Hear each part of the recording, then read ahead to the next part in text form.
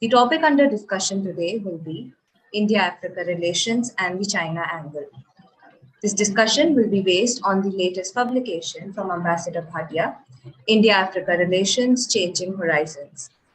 This very well-received book explores the emergence and assertion of Africa as a significant actor and stakeholder in global affairs and the transformation of the India-Africa relationship.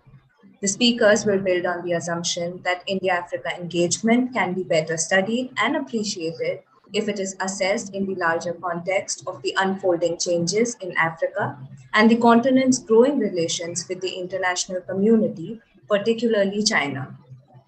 Joining us today as panelists are Ambassador Rajiv Bhatia, who's Distinguished Fellow Foreign Studies Program at Gateway House. He's a member of the CII's International Advisory Council, Trade Policy Council, and Africa Committee. During a 37-year innings in the Indian Foreign Service, he has served as ambassador to Myanmar and Mexico and as High Commissioner to Kenya, South Africa, and Lesotho. Our second speaker will be Professor Renu Modi, who's Professor and Director of the Center for African Studies, University of Mumbai, India.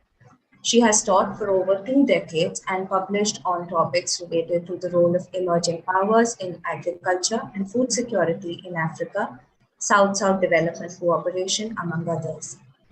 Our final speaker would be Dr. Veda Vaidyanathan. She's a multidisciplinary researcher who specializes in Asia-Africa interactions. She's currently an associate at the Harvard University Asia Center and also a visiting fellow at the Institute of Chinese Studies in New Delhi. Chairing today's session will be Ambassador Ashok K. Kantha, who's the director of the Institute of Chinese Studies. A very warm welcome to all our panelists. Before I hand over to the chair, I would like to request the participants to note the housekeeping rules. All participants shall remain muted during the presentations.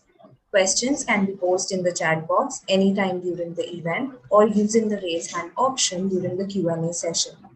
Kindly unmute only when called upon by the chair to do so. Thank you. Over to the chair.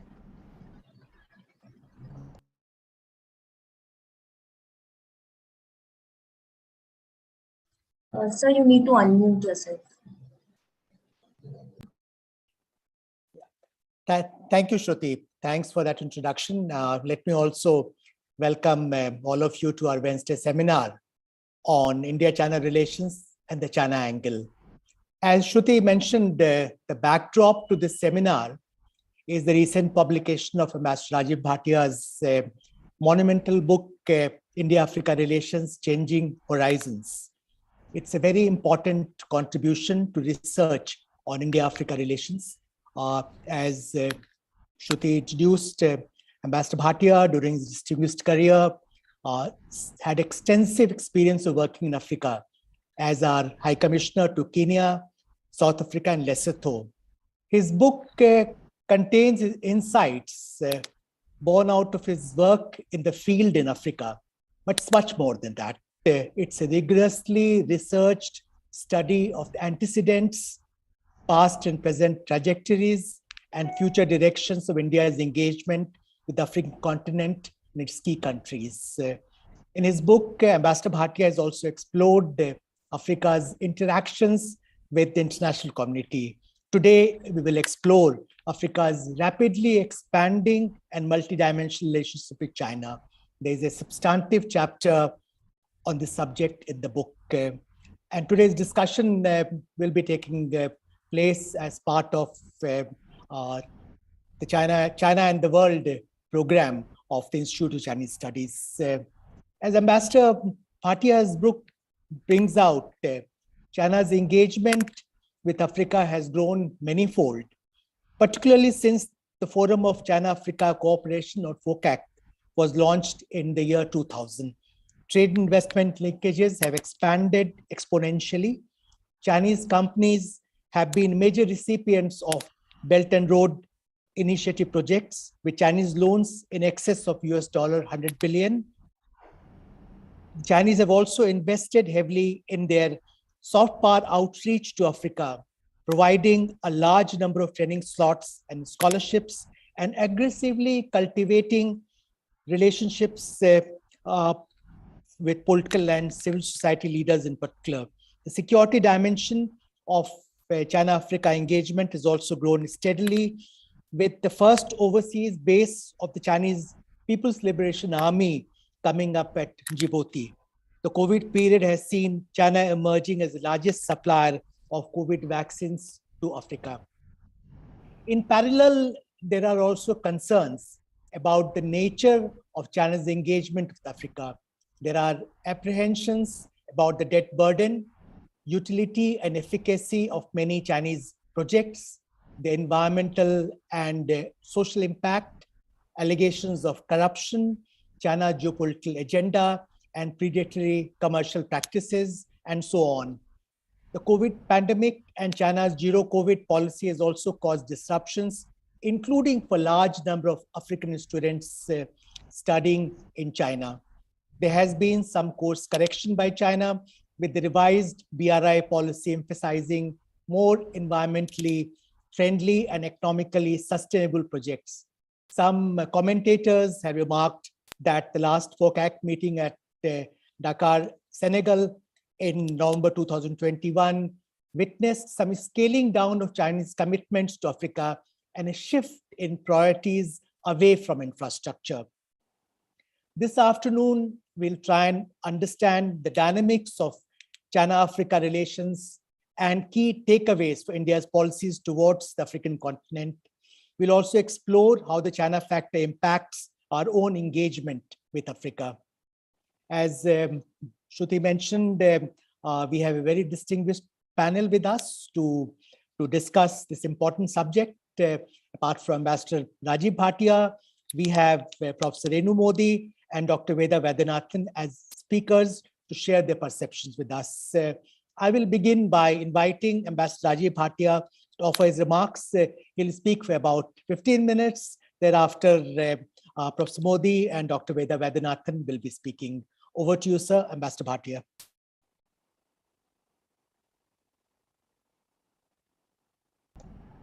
Thank you.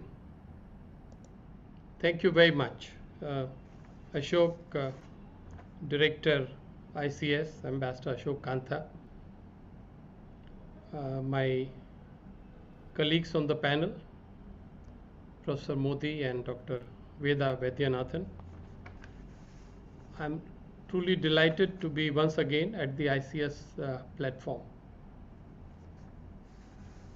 I'm grateful to this excellent institution for thinking of organizing this webinar on a very important and topical subject, and I'm happy that my book seems to provide the trigger for it. If you'll allow me, I would like to first show the book here. This is the book. This is the South Asia edition, which has a much smarter cover than the global edition, and I'm very happy that the mask representing Africa is something that we purchased in Mombasa 30 years back, and the lotus of course represents India, the blue tinge being the Indian Ocean. So we truly are neighbors, India and Africa, and in that sense I should make the point straight away that China is not really the neighbor of Africa at all by any stretch of imagination. Dear friends, allow me to speak for a few minutes about the book itself, the why and how of this book. The director is absolutely right. 7 years spent in Africa in two very important posts, as High Commissioner to Kenya and subsequently High Commissioner to South Africa and Lesotho, does not really give you a right to compose a full book on Africa.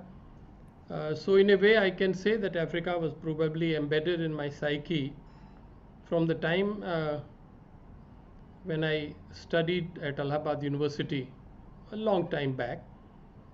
But that was the time when the liberation of Africa was unfolding, and the way Indian leadership, Indian thought processes, Indian philosophy impacted on Africa and contributed to its liberation must have weighed heavily with me. Subsequently, when I was serving as Director General ICWA, Ministry of External Affairs official think tank, we had the chance to continue our interaction with African scholars, officials, ministers. That also, I think, provided a very interesting platform for me to think of Africa continuously. But truly, it was the COVID era, 2.5 years, starting from February 2020, which left me with a lot of time at my hands. And that is when Africa possessed me, and I felt that the best way to take care of this illness was to simply get down and work on the project and write the book. But what is very interesting and relevant to this topic is that the one chapter which has really brought me here onto the platform of ICS, the one on Africa-China Tango, that is the name, Africa-China Tango.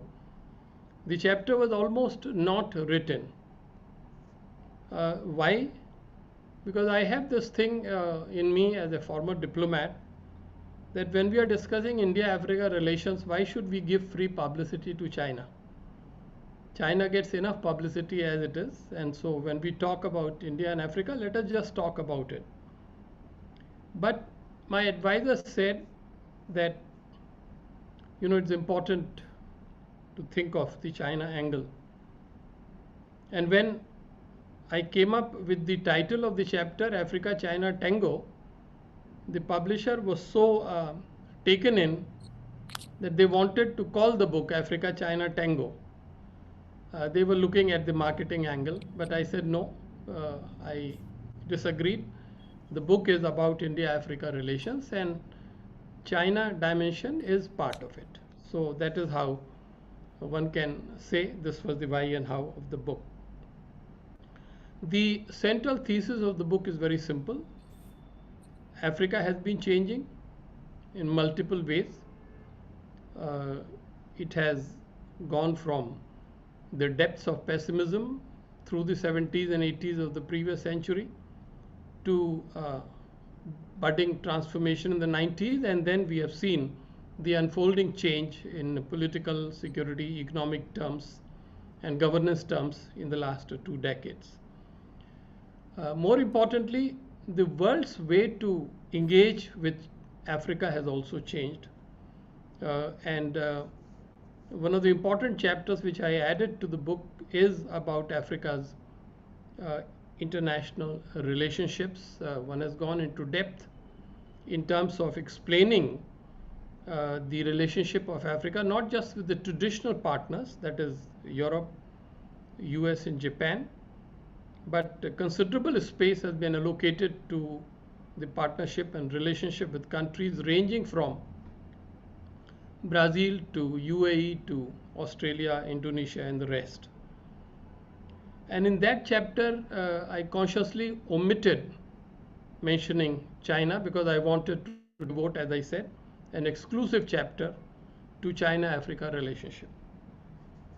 The director has already presented the substance of that argument, and I think fundamentally all that I would say is that China's role in Africa has been very substantial but also controversial. While composing this book, I came to the conclusion that it is very difficult for an Indian scholar to be objective and dispassionate on this particular subject. If you say a few nice things about China's role in Africa, you are running the risk of being assailed for being an admirer of China. If you present a black and white criticism of China, you obviously will be treated as someone who is not scholarly or objective. So I resorted to the approach of pointing out that there are 3 schools of scholars who look at China in Africa in different ways. One which is very pro-China, the other which is very anti-China, and the third which is willing to look at the nuanced and layered assessment of the good, bad and ugly of Chinese role in Africa. And therefore my argument essentially is that for us in India, it is not really necessary to keep demonizing China's activities in Africa. We rather should analyze it to the extent dispassionately we can, but more importantly, we should draw appropriate lessons from the Chinese experience for India's diplomacy in Africa. I come back to this theme again in the last chapter, as some of you who may have read the book would have noted. In the last chapter, I raised the question, while comparing China's relationship with Africa and India's relationship and partnership with Africa, to ask the question whether there is a competition between China and India. And I've been very brutally frank in pointing out that both the Chinese side and the Indian side reject the notion of competition, but from different angles. Chinese reject the idea of competition on the ground that they are so far ahead in the race today that they are not willing to dignify this as competition with India. Almost on all parameters, particularly of economic partnership, the ratio is 1:3, 1:4, or even 1:5. Trade, for example, the highest Africa-China trade that it reached was something like $225 billion in the middle of the last decade. India has touched about 70, 72 maximum. And then of course both have gone down, but that is a separate story. In terms of investment, in terms of loans, in terms of other parameters, as I said, there is a big difference. On the Indian side, the standard argument is that, look, our relationship is very different. It is unique. It is much older than China's relationship with Africa. And we are, part and parcel of the African landscape, implying thereby that the Chinese is really an outside entity. So among these two schools, essentially the safest bet for a scholar like me, given my background, was to point out that the most important thing for us is to listen to African voices in this context. Often we don't do it. And we listen to African scholars. There's no doubt African media and African scholarship also points to a lot of flaws in China's Africa diplomacy. But my assessment is that a majority view among African scholars, policy makers, governments is rather positive on China. This is something that I'm willing to put across as a view, and of course we have to see whether that is accepted. Interestingly, moving away from competition, there is also this notion put forward by some Chinese scholars that if China and India join hands, then they can do much more and much better for Africa. I regard this as an imaginary argument because given the state of relations between China and India, I frankly do not see the possibilities of cooperation or collaboration between these two countries on Africa.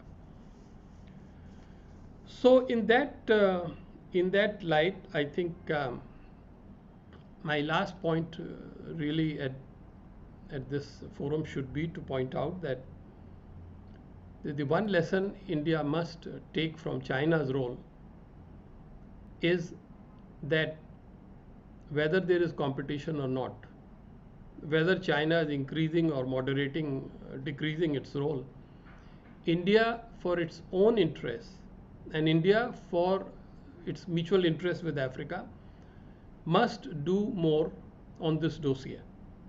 I was very happy that between 2015 and 2019, the government of India put its best foot forward, and a great deal of strengthening of the partnership took place. But then the mixed impact of Galwan, COVID, economic slowdown, and now Ukraine has probably caused us to take our eyes off the ball. Nothing else explains, except these factors, that the fourth India-Africa Forum Summit has not taken place.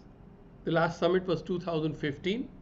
Since then, China has done two more conferences, but India is not even talking about it.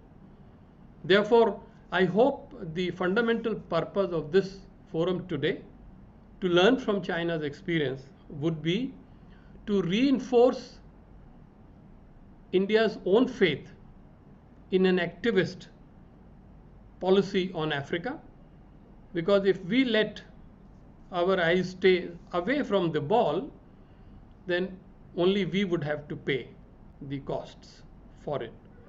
Africa is growing. Africa, India and China today represent close to 55% or more of the world population. When the year 2050 arrives, Africa will be accounting for 25% of the world population. So one can imagine what it means for economic partnership.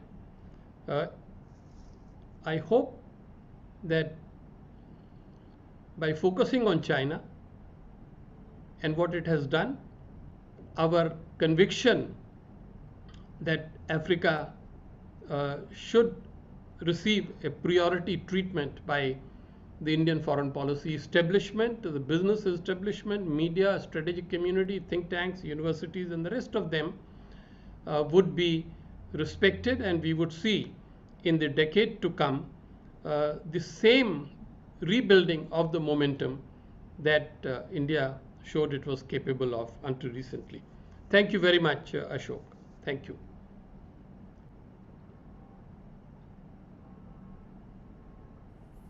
Thank you very much, sir, for those comments. Ambassador Bhatia brought out how China's role in Africa has been substantial but controversial at the same time.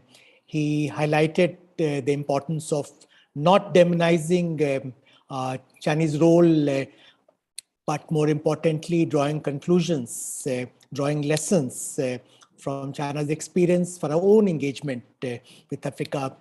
He talked about listening to African voices, which despite notwithstanding certain apprehensions and concerns, are largely positive about China's role. He suggested that the talk of India and China working together in Africa is not a realistic option, and I entirely agree with him, given the current state of our relations with China. Most importantly, he stressed the importance of stepping up our act on Africa and giving a much higher priority to the African continent, and sort of rediscovering the momentum in our ties to Africa, which we had witnessed some time ago. Thank you very much for those remarks. I'm sure there'll be a lot of questions pertaining to issues you have raised. I'll now turn to our second speaker and invite Professor Renu Modi, Director, Center for African Studies, University of Mumbai. Professor Modi will speak for about 10 minutes. Professor Modi. All right, yeah. Thank you, Ambassador Bhatia. Thank you, Ambassador Kantha, and dear Veda, my student Veda. It's a great privilege to be presenting here with you today.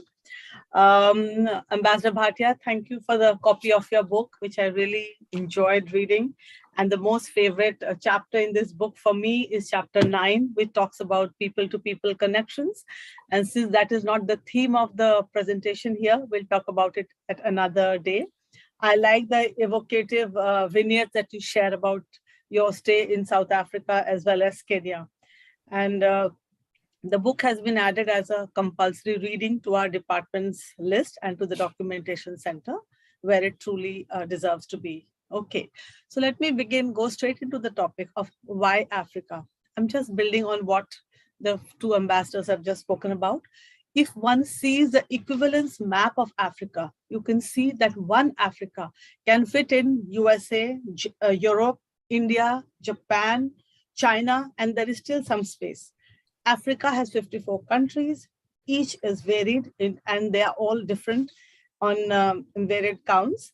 The geographic expanse of Africa is huge, and it is richly endowed with natural resources, fertile land, water, and as Ambassador mentioned, favorable demographics, which provides potentially a market for the consumer products that countries of the emerging economies are trying to market. In addition, China has 38 expansive countries with expansive coastlines, with Somalia and Madagascar having the largest littoral stretches. I'm picking up some terms that Ambassador Bhatia has used in the book, the dark continent. Is Africa a dark continent? Is Africa rising? What is the sentiment about Africa? Is it Afro-pessimism, Afro-euphoria, Afro-realism? I'll share one anecdote with regard to the dark continent, which I personally encountered. My neighbors in Mumbai booked a ticket to Masai Mara about 4-5 years ago, say around 2014. At the same time, there was the Ebola outbreak. They had consulted me for their trip to East Africa. And soon I heard that they had canceled the trip. Even before I could understand why that had happened, they told me there was an Ebola outbreak in Africa. I told them West Africa and East Africa is 4,600 miles away. But that did not convince them. They did not go to Masai Mara. So that is the understanding of Africa in India. It truly is a dark continent, and we need to know more about the continent. Now, the phrase which is often used is Africa rising? Now, I often question who has coined this phrase? How did this sentiment come about? So in the 2000s, it is the bankers, the media, the Financial Times, the BBC, which were using this term. In 2010, we have the McKinsey report, Lions on the Move. And in the immediate aftermath of the 2008 financial crisis, we also see this is the time, this decade of 2000 to 2010 is also the decade of intense economic, geopolitical, and diplomatic activity. 2000, we have FOCAC. 2008, 11, 15, we have the India-Africa Forum Summits. 2008 is a year of Africa and Turkey and all other countries. In addition to these major players, there have been other players in Africa, as Ambassador mentions in his chapter 3, which is Malaysia, Indonesia, the Gulf countries, which have invested massively in land, sometimes because of investment and sometimes because of their affinity with unreligious counts, that is in Muslim countries. It's also the policy of internationalization of zakat, that is to move the funds from the surplus countries to the poorer countries. Somalia, for example, has the largest investments of Turkey and the largest hospital in the Horn of Africa, named after Erdogan. So what I'm trying to say is there are so many players in Africa that are working today. And why is everybody investing in Africa? The reasons are the same for everybody. China's and India's footprints in Africa have been for the same reason. Political support at the multilateral fora, such as the United Nations, energy security, markets that we have already spoken about, and also to source commodities for the manufacturing sectors at home. And China has also built military bases in Djibouti. Now, let me come to the rhetoric of both India and China on South-South cooperation that Ambassador refers to. Both the countries invoke the spirit of Bandung. They talk about the Afro-Asian Conference of 1955. They use the terms win-win, mutual respect, mutual interest, etc. And now, slowly, this vocabulary has been absorbed by the traditional donors, the OECD donors, the Western countries. And if you try to understand the development landscape in Africa and try to discern a country from the global South, India, China, or the others, you cannot do so, because the vocabulary of their development cooperation is just the same today. It has been merged. And so what is at the bottom line? The bottom line is real politics and national interest. All the countries are there to pursue their national interest to the smart power and the soft power. and which country presents its narrative the most. So what is everybody using? They are using capacity building, technology transfer, educational prowess. India is using its cultural currency of Ayurveda, yoga, civilizational wisdom, and more recently, the Vishwaguru. You know, Bollywood clearly is a Badshah. There's no doubt about that. In Senegal, you have Indophiles or the Indophile clubs, which talk about the love for Bollywood. Now, I move on to the narrative of how each one is trying to sell their soft power. Let me come to the most spectacular move that China made in the mid-1970s. That is to build the 1860 kilometers Tazara Railway at the height of the apartheid era. It was the largest intervention in third world aid at that time, and it provided access to Zambia's copper through the seaports of Tanzania. Right? It was an interest-free loan of $412 billion at a time when the World Bank, the UN, the Western powers, nobody was willing to fund this project. The Tanzam was also built in response to the Soviet-built Aswan Dam. It was at the height of the Soviet-China rivalry. And therefore, Africa Watchers said that China, though China has done this spectacular deal, it is less appealing to the Africans, as Chinese are more anti-Soviet than pro-Africans. Let me go decade-wise. 1960s to 80s, there is no India policy. India is languishing on account of a preoccupation with domestic issues. India lost its war to China in 1962, the debacle. We have famines, we have food crisis. This is also the phase 60s to 80s of decolonization in Africa and all the post-colonial challenges that any country can face. So they are bedeviled with the challenges of nation building. It's a lost decade for Africa. It is also the time of the Washington Consensus, where the tenets of free market, let the markets rule, rollback of the state, and the LPG, the liberalization, privatization, globalization debate is on. And what has happened? It has led to poverty. It has led to decline in agricultural productivity. And China and Africa is also ready to look for newer partners. So we have an option to the Washington Consensus, which is the Beijing Consensus and the New Delhi Consensus. Because of all these, I've already mentioned what our countries want.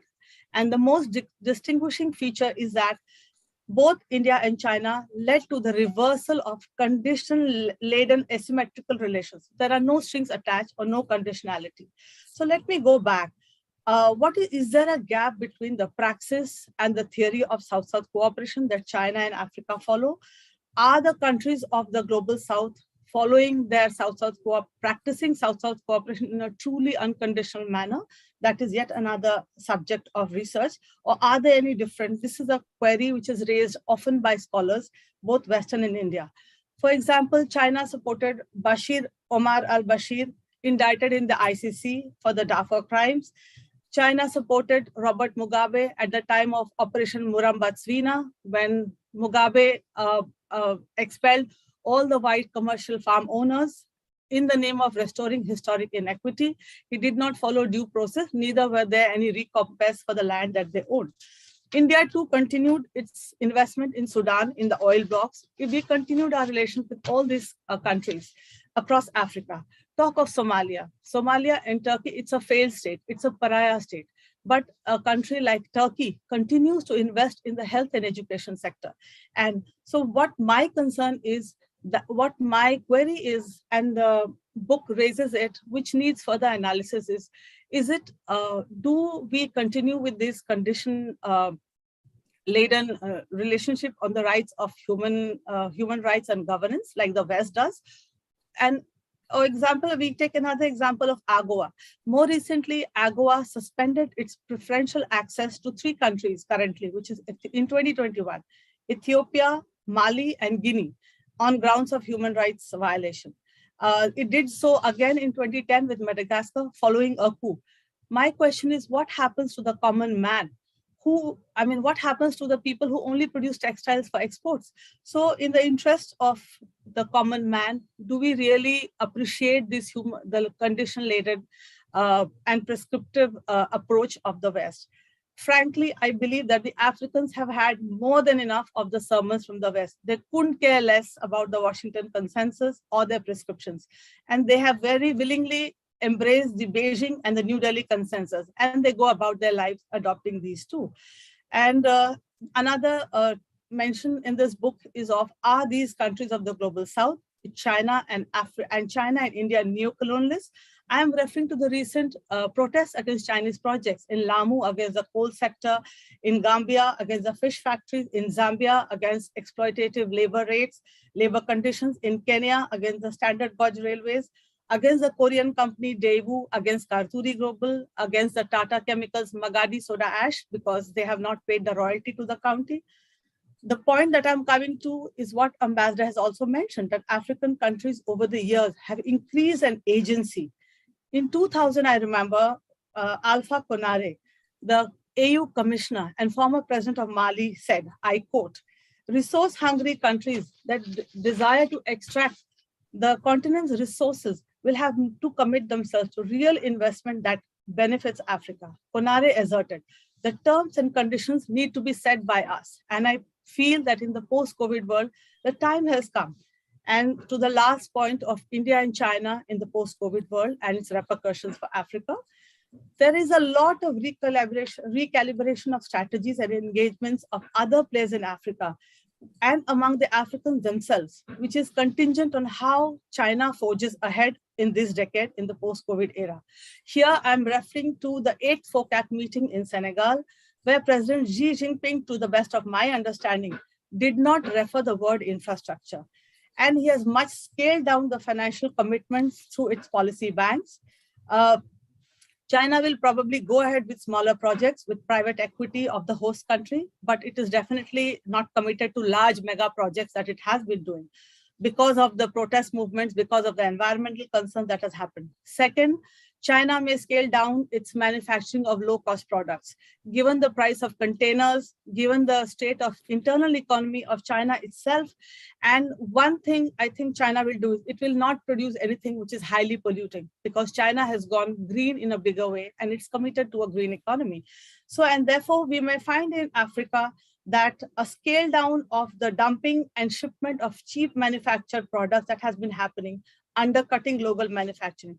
And if this happens in the next decade, it is a bonus for Africa because this might be the era of manufacturing for China. And for India, what are the implications?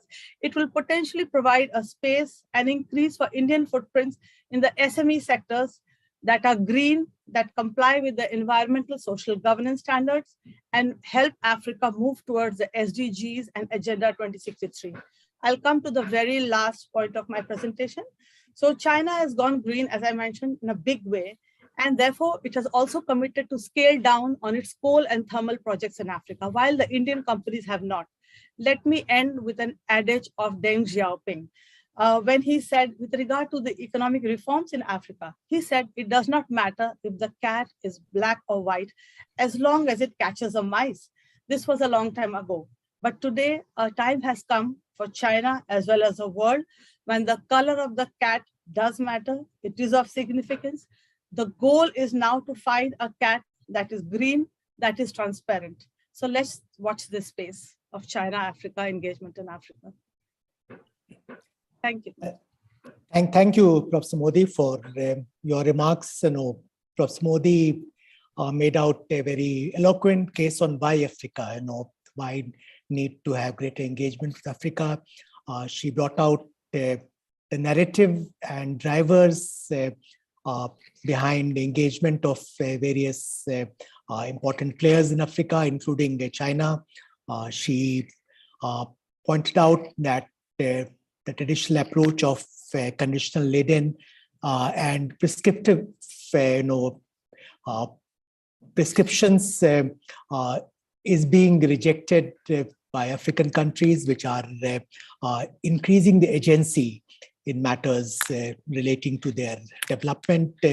She also noted that at the last FOCAC meeting in November 2021, there seemed to be a shift away from infrastructure, with Xi Jinping not referring to infrastructure even once in his speech to the ministerial meeting, and also scaling down Chinese commitments, especially for large-scale projects. Professor Modi argued that the shift in Chinese approach opens up new possibilities, new opportunities for Indian entities, including in the SME sector. A lot of food for thought. We'll discuss the issues raised by Professor Modi later during Q&A session. May I now invite Dr. Veda Vaidyanathan, Associate Harvard University Asia Center and visiting the Associate Fellow Institute of Chinese Studies, to make her remarks, offer remarks. Thank you, Ambassador. It's actually a triple treat for me to be here today.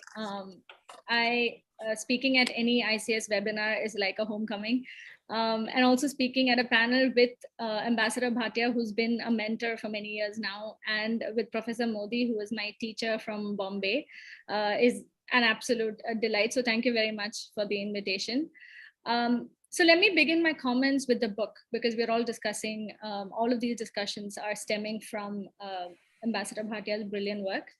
So as he mentioned, he devotes an entire chapter to dissect the Africa-China relationship. So the chapter traces the historic timeline of this relationship. It highlights the landmark developments.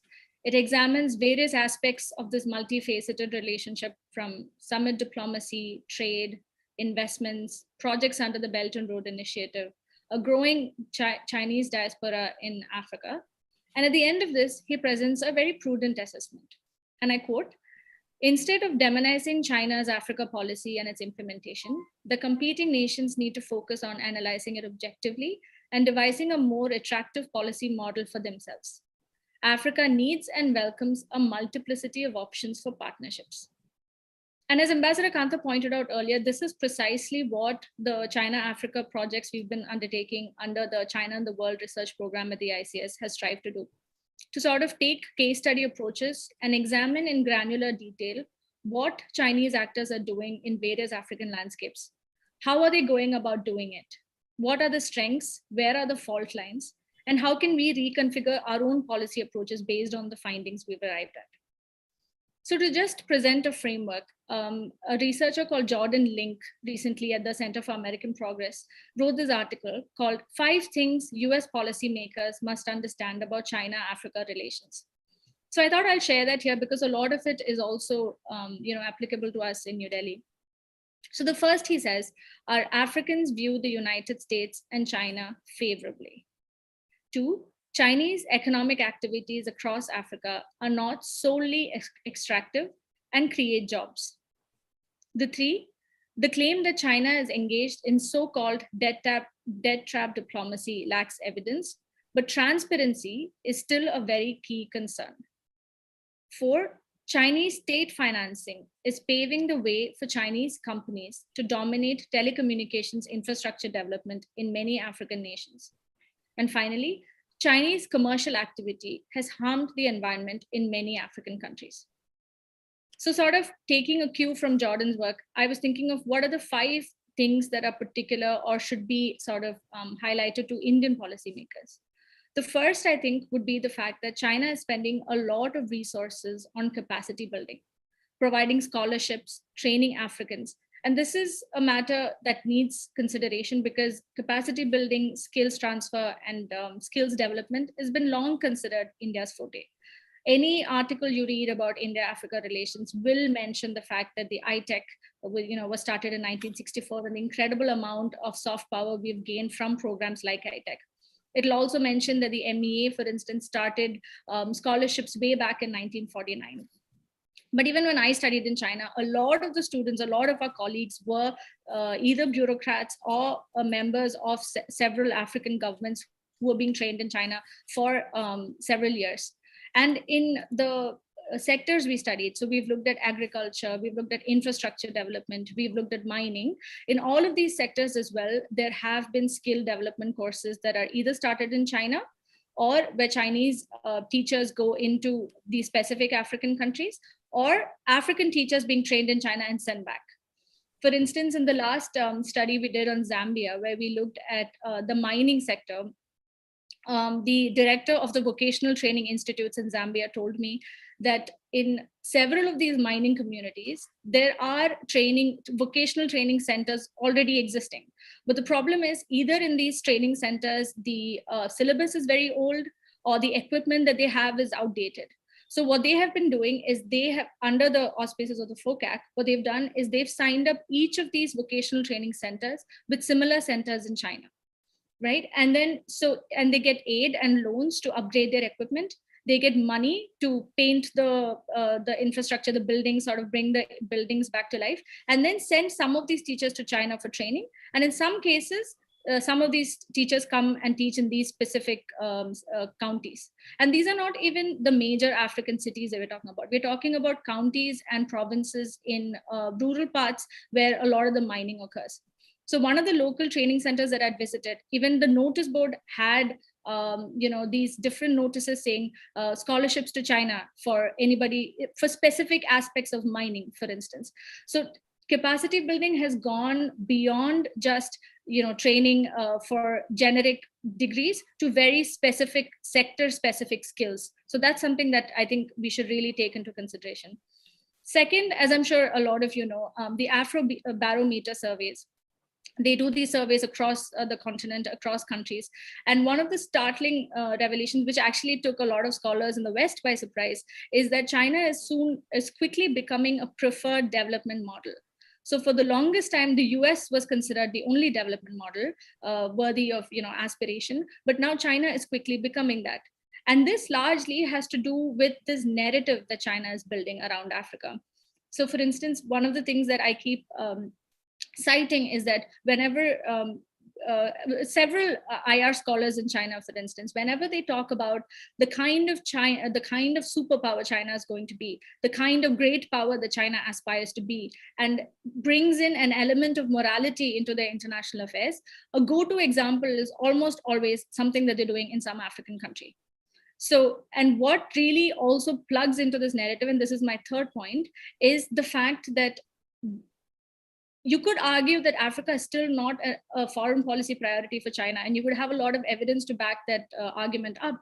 But at the face of it, the fact that since 1991, every foreign minister in China has made their first overseas visit in the new year to an African country, right? So Development Reimagined recently came out with a study that said that from 2009 to 2018, African leaders from 53 countries visited China 222 times. And China's top leaders have visited the continent 82 times. And what they said is, even if a small delegation of ministers go from a non-resource rich country to Beijing, they will most likely meet someone senior up.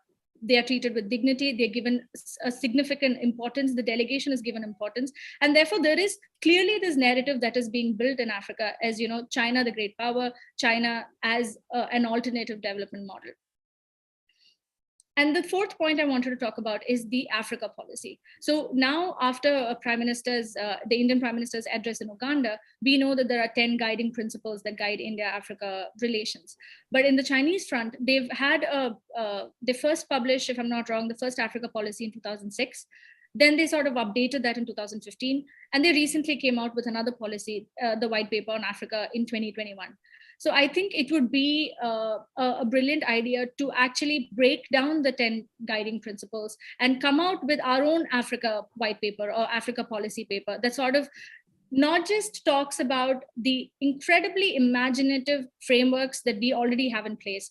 For instance, even if we look at the Pan-Africa E-Network or ITEC, which is often cited, it's actually really way beyond its time. It's an incredibly imaginative and brilliant institutional framework that exists. But maybe take a step back and do serious, rigorous impact evaluations on the people who've received these trainings. Send out questionnaires to people who've taken these trainings from 1964 onwards. Understand what are the changes that need to be done, or what changes need to be sort of brought into these specific programs.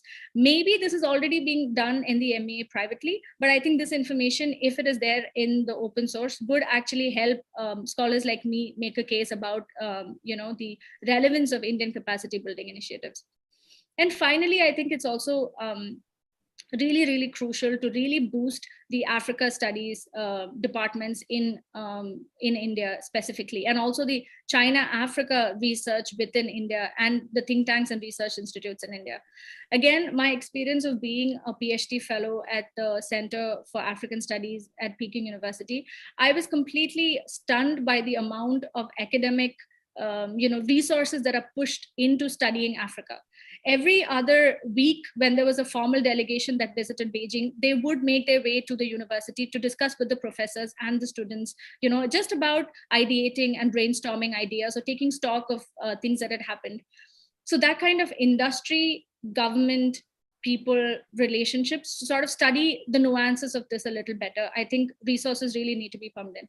I think it was Professor Ruchita Beri who on another panel with Ambassador Bhatia recently said that she was trying to apply for grants and it was difficult to actually get grants to study Africa in India. And that is something that I'm sure Ambassador Kanta can refer to this. When we try to float the China-Africa projects, it wasn't the simplest pitch, because the question that I kept getting asked was, why should we care what China is doing in Africa, in India?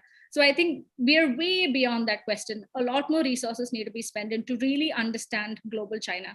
Because like Ambassador Bhatia said, China is our neighbor, Africa is our neighbor. We need to understand the granular details of these interactions. So to conclude and to circle back to the book, Ambassador Bhatia's primary aim to me appears to underline the criticality of Africa to India's foreign policy calculations. But the main questions that guide the book are, how can India engage countries in Africa, especially as other global actors like China are stepping up their interactions in the region? And in light of this, how can the future of India-Africa relations be more comprehensive and productive? And the questions that he throws up are incredibly big questions. They're challenging and they're critical questions. But again, to borrow Ambassador Bhatia's words, he says, it's not just Africa, but the world stands to benefit from the continent's prosperity. So I think just to conclude this, I cannot agree enough. This is an area of study that deserves more attention, more focus, and more resources. Thank you.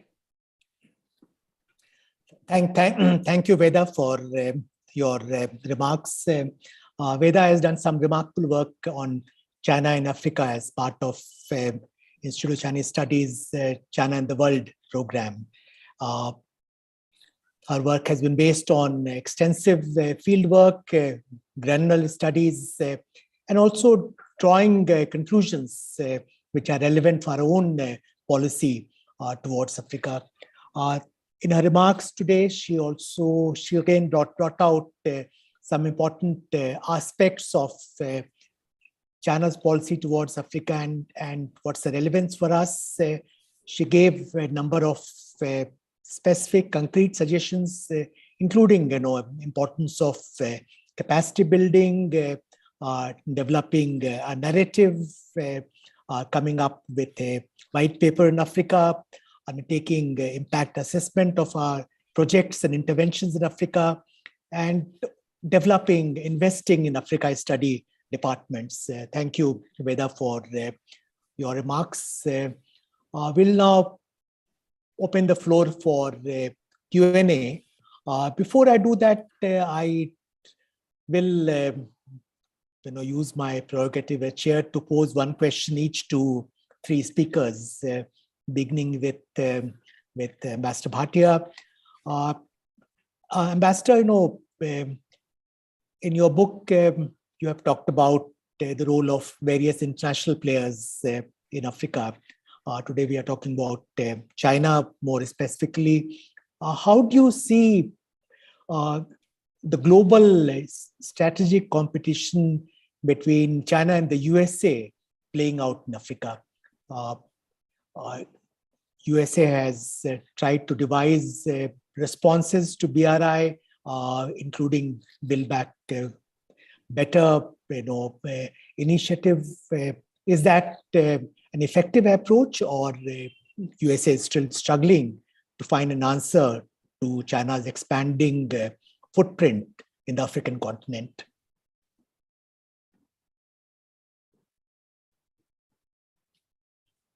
You're muted. Yeah. Yeah. Thank you, Ashok. Let me thank all the panelists for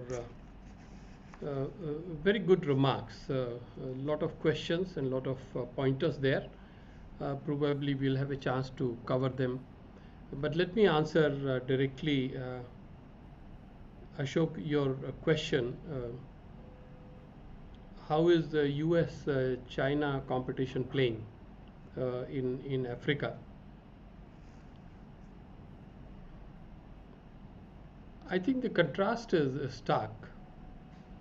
China has invested so heavily in Africa in the past 30 years, whereas increasingly in the recent years, America's engagement has been shrinking.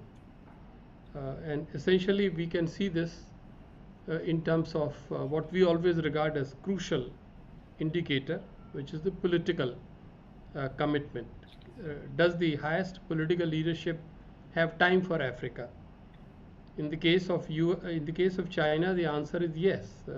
Panelists have already referred to the visits and the rest of it. And then in terms of engagement with money and with plans and projects, the last president in 4 years in the White House did not spend a day in Africa. The present one also has not yet thought of visiting Africa.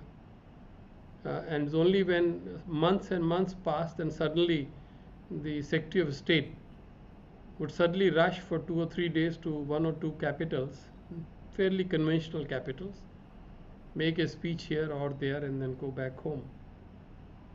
As to the Build Back Better, BBB, very consciously designed to counter BRI, also 3 letters there. I'm not an expert on BBB, and I have read a little bit about some small projects involving African countries happening. But clearly, BBB was forgotten soon after the G7 summit was over last year. Unless and until not just the US but G7 countries truly work hard to produce a working model and back it up, not just with money but also very serious management expertise, it's very difficult for them to compete with BRI. So, and now that of course Ukraine has happened, so the world has shrunk. Africa has further fallen off the radar of the West. And therefore I would only say that this is how China stands to gain, and in this competition the US stands to lose. Thank you for your response. I'll request participants to pose questions in the chat box or raise their hand, indicating their interest in asking question. In the meantime, let me pose a question each to Professor Modi and Dr. Veda. Professor Modi, you talked about the 8th FOCAC meeting, the ministerial meeting in Senegal. You said that there was scaling down of Chinese commitments for Africa, especially for large projects. You also talked about greater attention being given to environmental impact of Chinese projects. Do you think this is a relatively temporary phenomenon, or there has been a shift in Chinese approach to its involvement in Africa? Is it because of COVID, because of economic constraints, or it's something more fundamental in character? Ambassador, to answer that question, I can say that with China, I'm not a China expert. And second, to understand China, what it says and what it does, what takes time. So the Senegal meeting has just taken place, and we'll actually have to watch the space, as I said, to see what it actually does.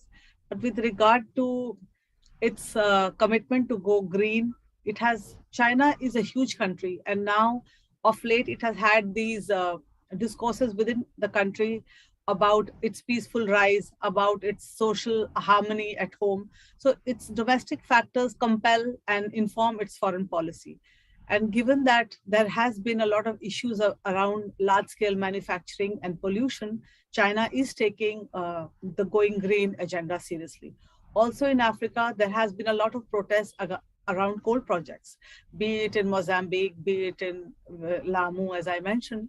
So there is no point in wasting energy on projects which kind of antagonize people. And China realizes that. It will channel its energy towards something more productive. And second, China today is not what it was of 2010, where it had surplus reserves. China has also had a lot of its domestic compulsions.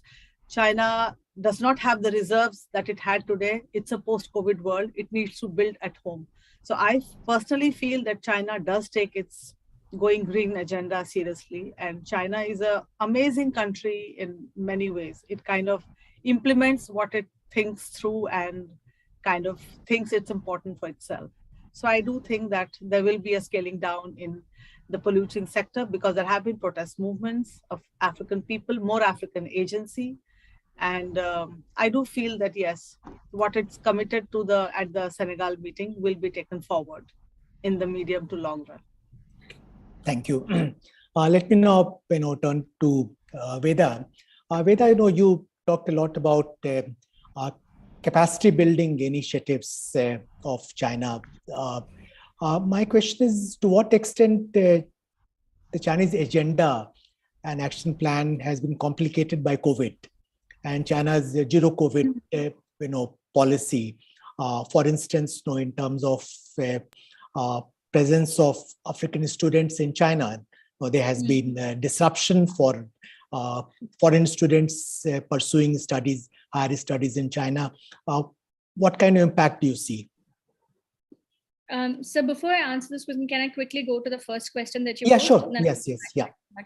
The question about the US-China competition, I just wanted to flag one very interesting fact because I wrote about this in African Arguments, because it's interesting that in 2011, when she was Secretary of State, Hillary Clinton gave this talk in Lusaka, and she referred, the whole talk was supposed to be about US-Africa relations, but she kept referring to a country that was neo-colonial and that was taking over Africa. And then, as everybody knows, Bolton presented under the Trump administration, presented a new Africa strategy for the US. And in that speech, if I'm not wrong, he mentioned China like 22 times, right? And it was right now, when you look at Blinken's speech, that I think he was the first person to say that Africa policy, US's Africa policy is not about China, it's about Africa. And a lot of people here are alluding to the fact that Judd Devermont was taken into the Biden administration, and he has had a huge role to play in crafting an Africa strategy in the US that does not refer to China. So I think it's interesting that the US-China strategic competition is playing out in many different ways in Africa, but one very interesting way is this war of narratives, right? Trying to create one narrative over the other. And this really comes across in really different sectors in really different countries, because you see countries that are, let's say, aligning towards China, now coming up, and I think somebody in the Q&A has pointed it out as well, now coming up and becoming vocal about Western, colonizers in the past and about Western agenda in Africa. So there's definitely an interesting thing to be studied. About your question on FOCAC and capacity building, it's true that they've really scaled down on infrastructure in the FOCAC, but it also is interesting that even though they've scaled down compared to the last FOCAC, but they're still promising 10 huge, connectivity projects. They're still, promise $40 billion odd in different methods. So it's definitely scaled down, and that could, I think, largely be attributed to the impact of COVID, but it's still pretty huge in comparison.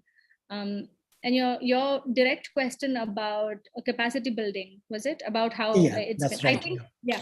So the conversations that I've had, a lot of the students in Africa had African students in China, especially in Guangzhou, had a very, very, very negative experience when COVID first hit. There was, allegations of racism, allegations of being locked out of their hotel rooms or their hostel rooms.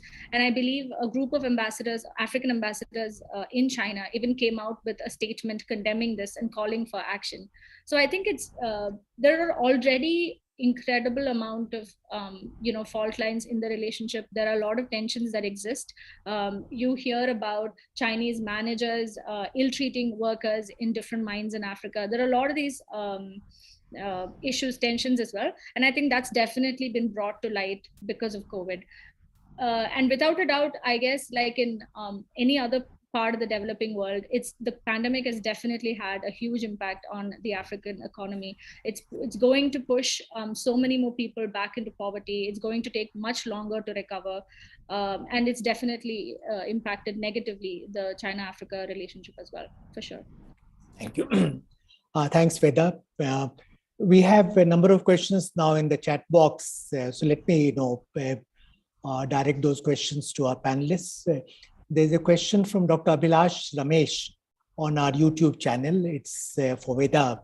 Whether the Rwandan president's statements condemning the West neocolonialism are a signal of Africa reclaiming its legacy and authentic culture. Your comments, Veda. I think this is not the first time the Rwandan president has made such comments. He's pretty well known and he's been pretty vocal about this. But I would sort of phrase it a little differently. I would phrase it as, the importance of African agency. And I know Ambassador Bhatia has written about this book as well. But within the China-Africa subfield of study, this is a huge a topic of conversation, a theme that deserves more study. I can refer to Paul Nantulia's work. He's written 2 papers about the African agency, how in different ways the African governments with differing levels of resources at their disposals have come forward and demanded accountability, have demanded transparency from all kinds of actors, including China. So part of this is also, this pushback against exceptionally offensive and patronizing statements that often come. For instance, we know of French leaders who've said that African countries didn't have a history until the French had colonized Africa. So now there's a vocal sort of pushback to statements that are made that have absolutely no basis. And there's also pushback against even terms like neocolonialism, because it takes away from these African governments and takes away from the African agency. So I think we should be very careful as researchers when we use such terms. But to his question, Dr. Abhilash, you're absolutely right in the sense there's definitely a stronger African agency. There's definitely a louder voice and a push back against what we've known as traditional comments. Yeah. Thank you. Let me turn to this question from Devraj Ghoshal, who has referred to the fact that we had fascinating discussions and then inquired about the experience of Indian companies in Africa. His question specifically is whether India's engagement with French Africa is weaker compared to British Africa. If so, why? Maybe Ambassador Bhatia can take that question.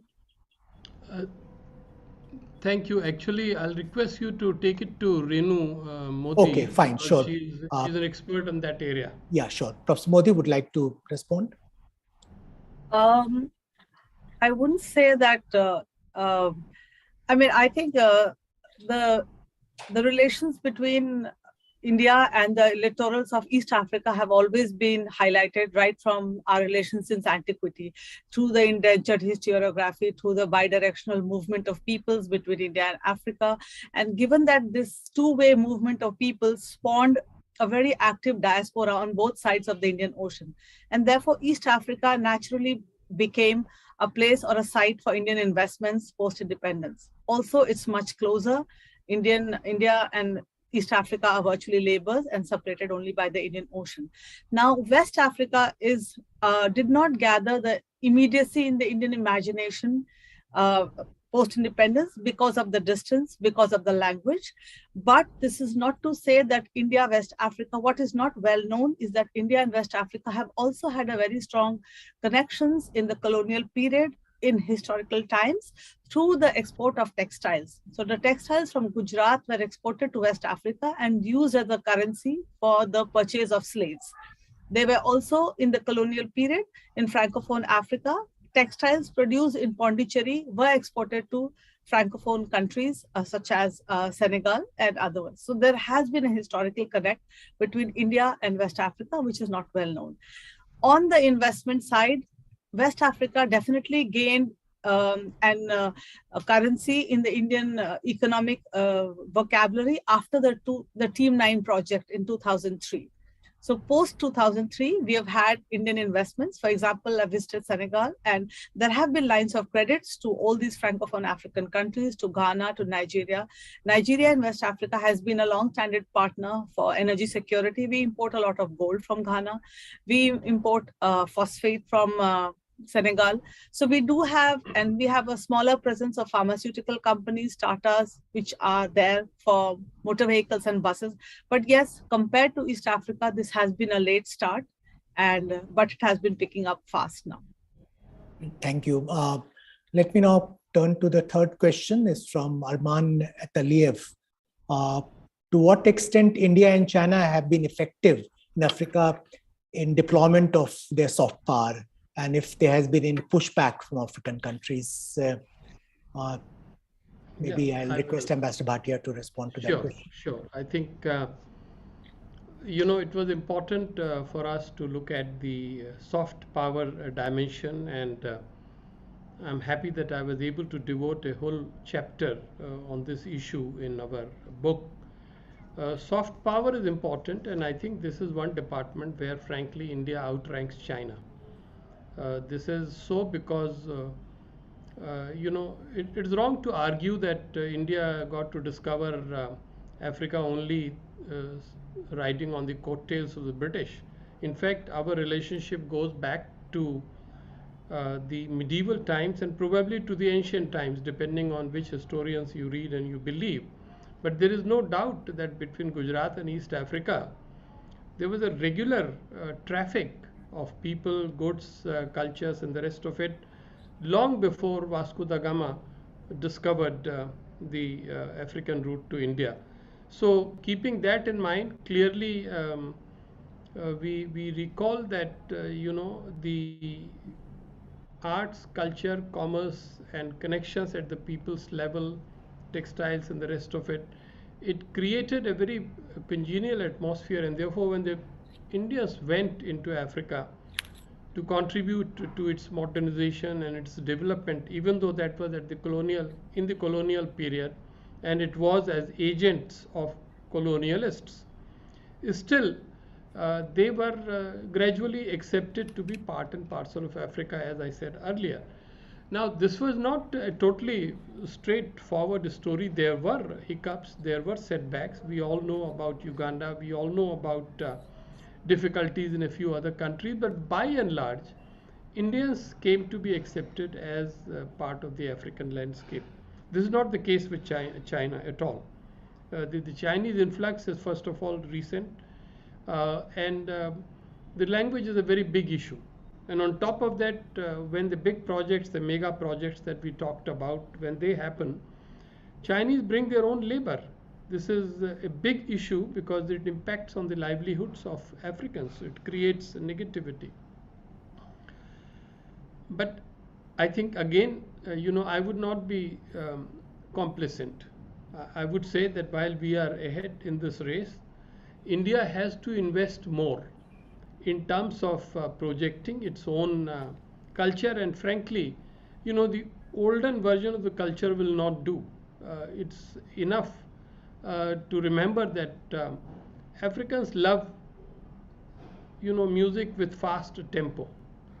For example, for them, Kathak will be more popular than Bharatanatyam.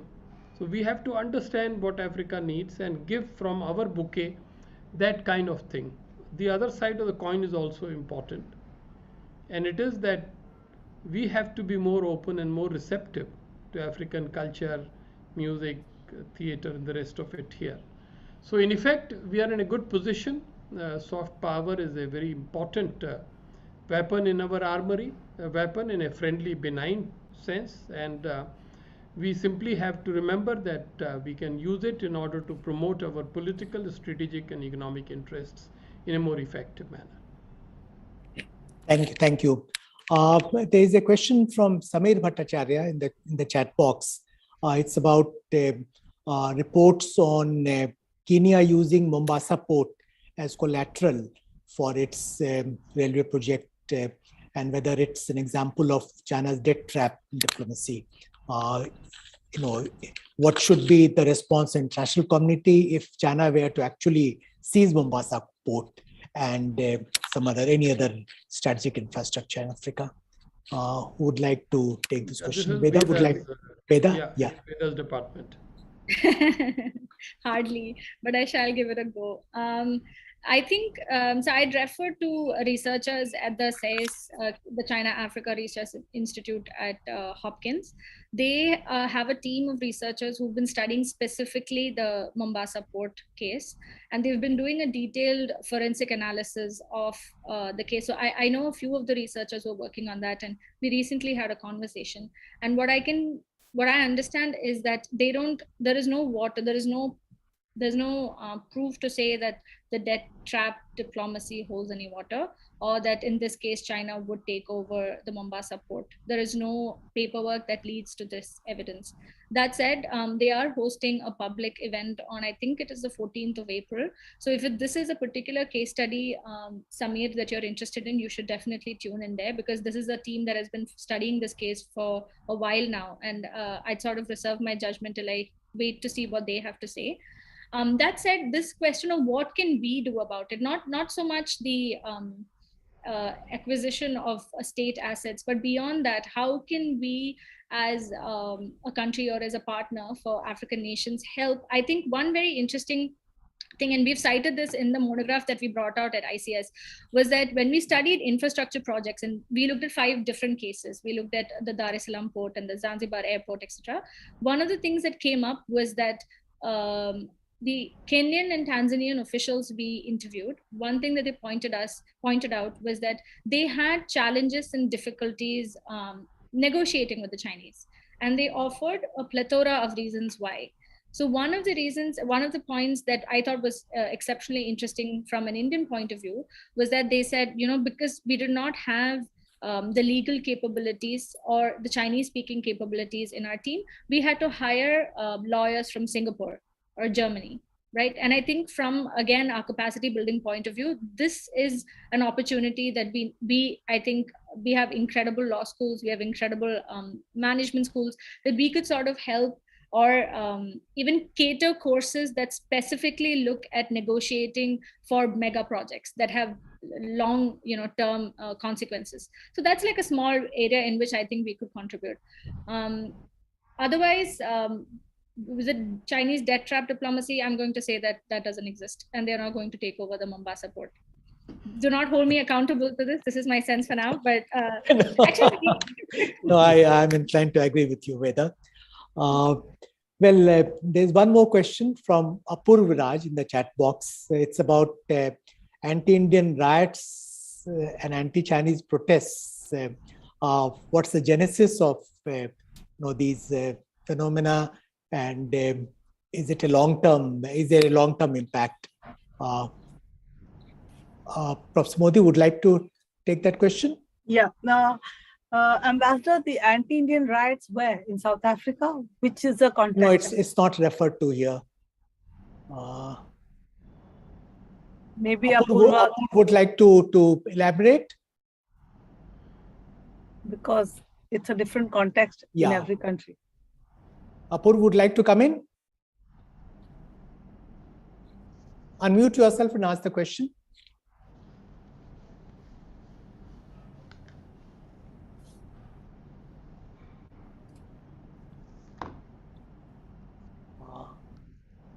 Well, Apurva. He's just joining back. Oh, he's joining back. Okay, yeah.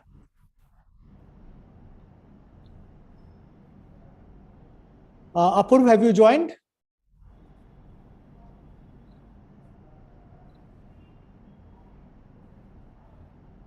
Venkat, has Apurv joined?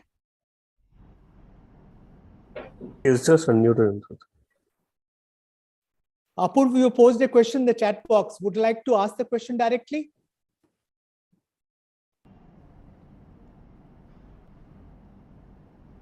Yes, sir, but I'm in a train, so like my audio might lag. I know when you refer to anti-Indian riots, which country you have in mind? There were anti-Indian riots during in South Africa recently, and the Zulu king had intervened. Okay, Professor Modi. So he's talking about anti-Indian riots in South Africa. Okay. So the anti-Indian riots in South Africa are nothing new. They kind of erupt from time to time. This is because of the Black empowerment agenda that South Africa has enshrined in its constitution. And sometimes it is politics, which we cannot get under. We don't know what the reason could be. But other times, they feel that the Indians are also claimants to the resources. So as one of the Indians said during an interview, that during the apartheid era, we were not white enough. And today we are not Black enough. So that is a question. Indians are at crossroads. They also today feel that they are a part of the Black African community, but the Black African community thinks of them as outsiders. And this outsider-insider dichotomy or binary continues to exist in South Africa, which cannot be the case because the South African Indians have been there for over 160 years because of their indentured history. So, and also sometimes it is because of their economic prosperity.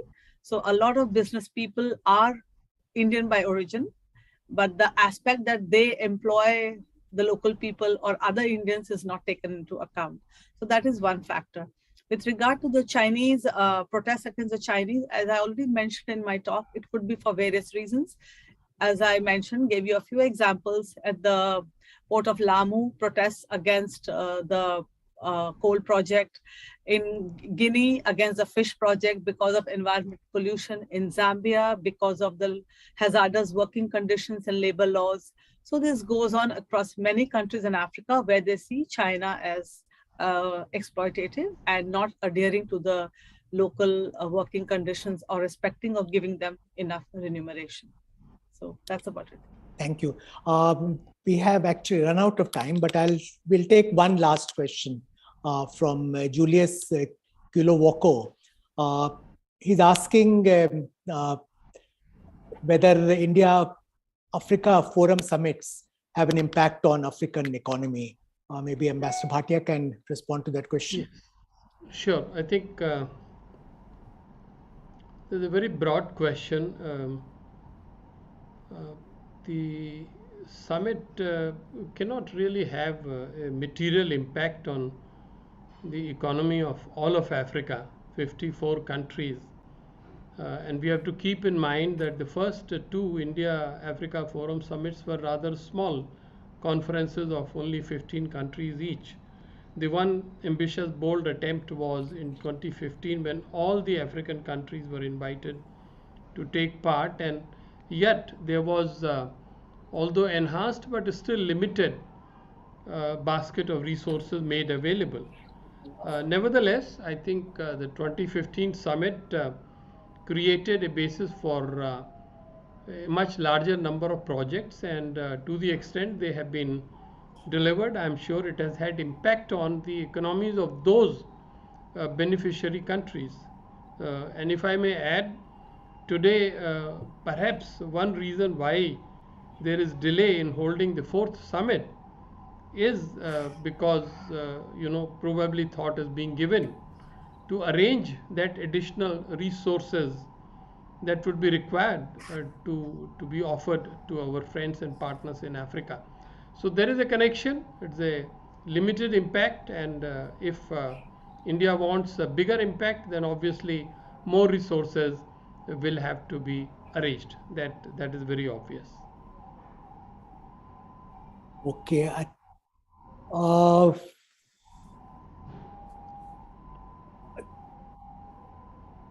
There is a question, one more question maybe we'll take from Alexandra Sharapova. This is again, maybe Ambassador Bhatia can respond to that question. It's about, ITech training and experience of African students in India. Would you like to Yes, respond to that? Yes. I think ITech has been the flagship program of the Indian government for the past 50 years.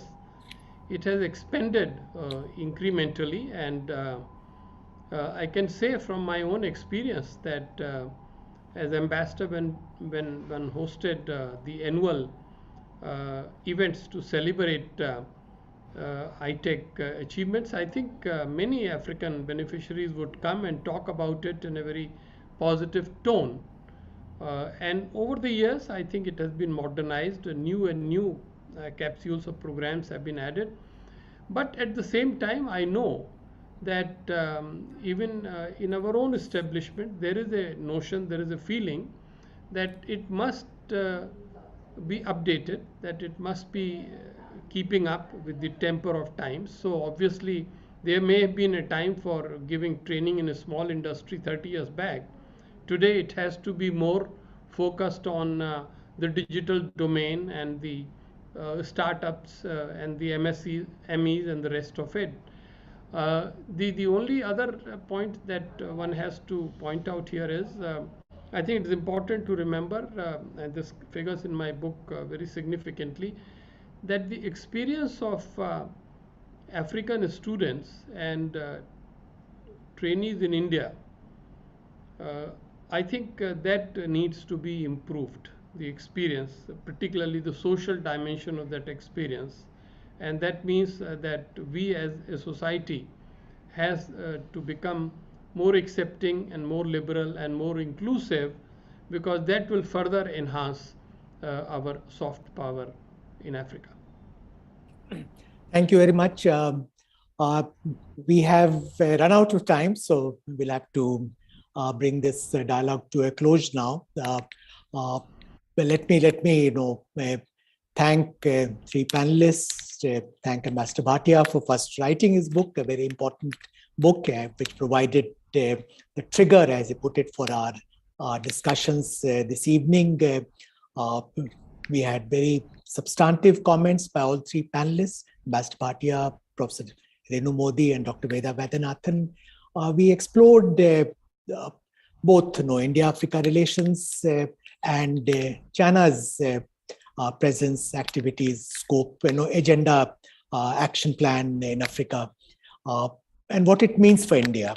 I believe there were a number of key takeaways for India's Africa policy, arising out of China's experience of expanding its presence and footprint in Africa. So let me thank all of you for today's Wednesday seminar, which is an important event in our China and the World program. And the recording of today's discussion will be available for reference on the YouTube channel of ICS. Thank you once again.